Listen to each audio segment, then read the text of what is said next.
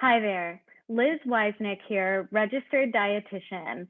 I'm sharing with you a short video on a meal prep strategy to help out the future you. So this is all about putting the nutrition recommendations into use with effective meal planning and preparation. Now, I know that meal prep can really conjure up some intimidating images like those pictured here. Or you might think about hours spent in the kitchen chopping and cooking, and then putting your perfectly portioned food into clear containers. But it doesn't have to be like that. And here I'm expressing a 4-step strategy that can be efficient and effective, but it doesn't have to look like this. This works well, but it might not be sustainable week after week. Here are some benefits outlined on meal planning and preparation. So essentially, the big benefit is that you spend some time up front in your week to save time and decision making or brain energy or cognitive load later.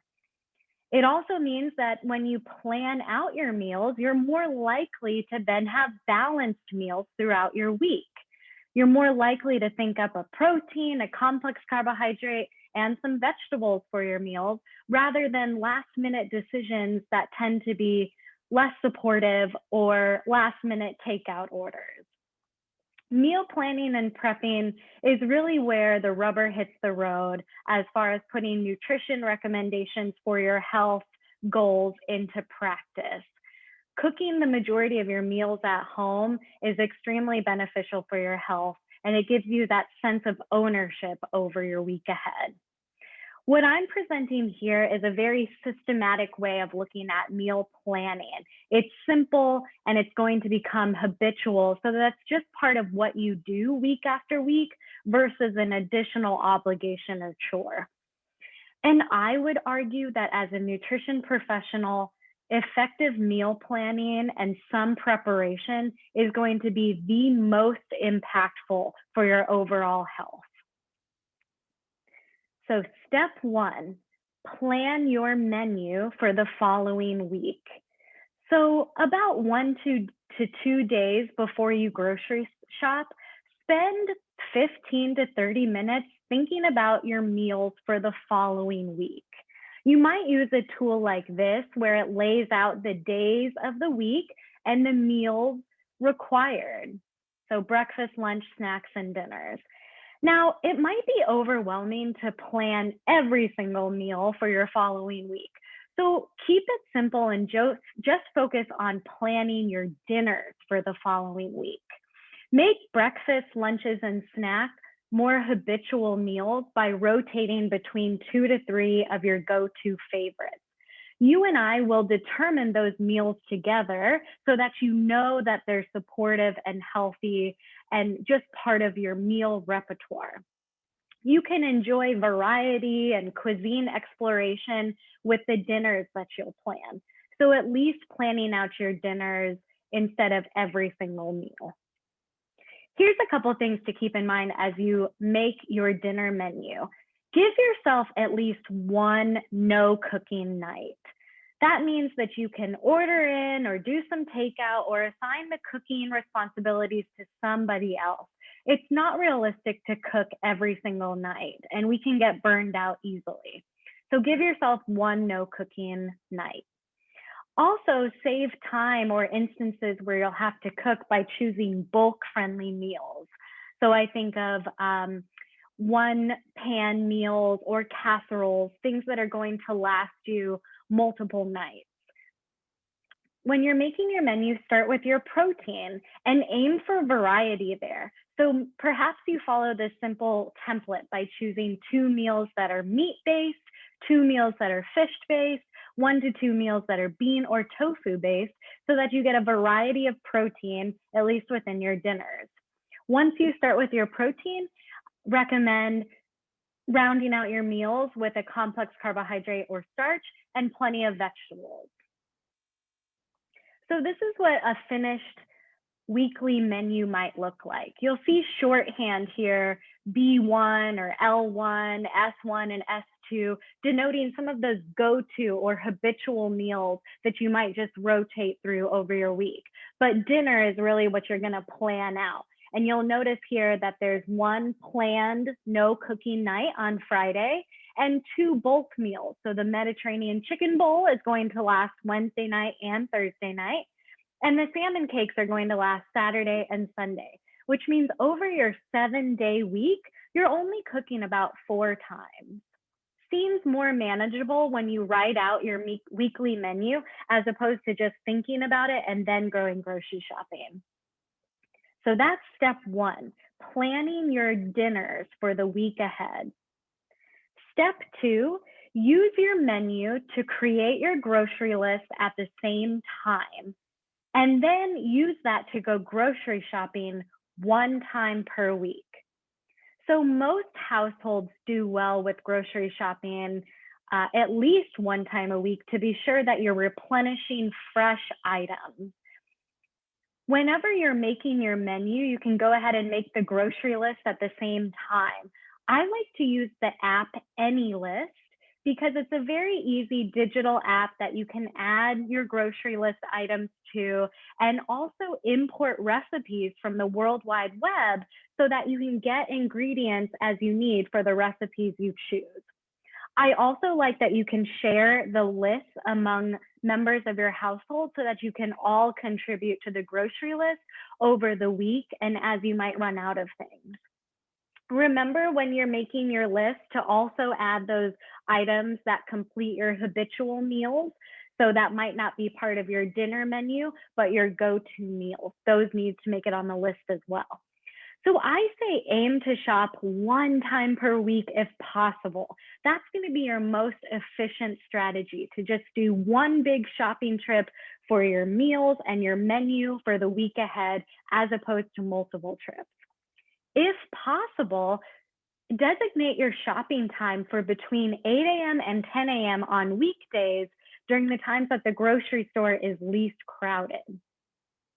Also, when you're shopping, take a look at that produce section and choose a variety of pre-cut items. Pre-cut vegetables, pre-washed greens, and pre-cut fruit can really save you a lot of time later. So spend some time looking at the options available at your local grocery store. And of course, read those food labels, just as we'll discuss as one of our weekly topics in our one-on-one sessions. Here's some pictures of those pre-cut or pre-prepared fresh items that you can find at most grocery stores. You'll see pre-cut vegetables, spiralized vegetables, pre-washed greens, pre-cut fruit. The benefit here is that you're more likely to use the item when it's pre-cut or prepared in a way that you'll either eat or cook, which leads to less waste later. Yes, these items might be more expensive, but if it saves you time, I argue that it's worth it. Finally, step number 3 is what I refer to as immediate prep. And that means that this is going to happen right when you get home from grocery shopping. So get into it, right? Put on some music or a podcast that you love, involve the kids if it's appropriate, and go ahead and do some immediate prep once you get home. Spend just 1 hour maximum. It's not realistic to spend a ton of time right after you've been grocery shopping, but at least spend about 30 to 60 minutes. You'll get more efficient with your food prepping as time goes on. So what should you designate this time for? Most importantly, designate this time for prepping your fresh items, so your vegetables for the week. If you didn't get all pre-cut or pre-prepped vegetables, make sure that you prep your vegetables during this time. So pay attention to this first point. Vegetables should be stored in the manner that you will cook or eat them, because it means it's going to end up on your plate and there's less waste at the end of the week. If possible, store all your pre-cut fresh items in clear containers or bags so that you can easily see it when you open the refrigerator. So if all your vegetables are pre-prepped, go ahead and spend this time making any sauces, marinades, or dressings that are found in your weekly menu. You can also use this time, if it permits, to cook your potatoes, grains, and starches in bulk to then cool down and use later. And you'll learn that little nutrition tip as we meet in our one-on-one sessions. What's the benefit of cooking your starches ahead of time and cooling them down? So after that, decide, once all of your fresh items are made and maybe you did your grains and your starches or your dressings and marinades, decide if optional, if further preparation would be beneficial for you. So perhaps it's not even the same day. Maybe you designate an hour the next day to some of this further food preparation. Just simply ask yourself, will more prep now help me later? I know that my work week tends to be crazy and filled. So if I have some time on the weekend to designate to meal prep, that's going to help me out later on and it's worth it. But you decide week after week what's worth it and what's not. For example, during this additional prep time, maybe you shred a rotisserie chicken that you picked up for really easy protein to add to meals, or decide to make one of your bulk meals so that you don't have to make it later in the week. And maybe you even portion out your snacks so that they're easily accessible during your workday. So to recap, the 4 steps for an effective, efficient, and manageable meal planning strategy is at some point over your week, plan out your menu, your dinner menu for the following week, and make your grocery list at the same time. Then go grocery shopping 1 time per week to get everything you need for the following week. And try to go at a time that's less busy if possible. Tip number 3 is once you get back from grocery shopping, do some immediate prep, especially those fresh items, so that they are ready to be cooked or eaten. And finally, week after week, this might change, but decide if you want to devote some more time to food prep as desired by making a meal or portioning out things as would be helpful for you later.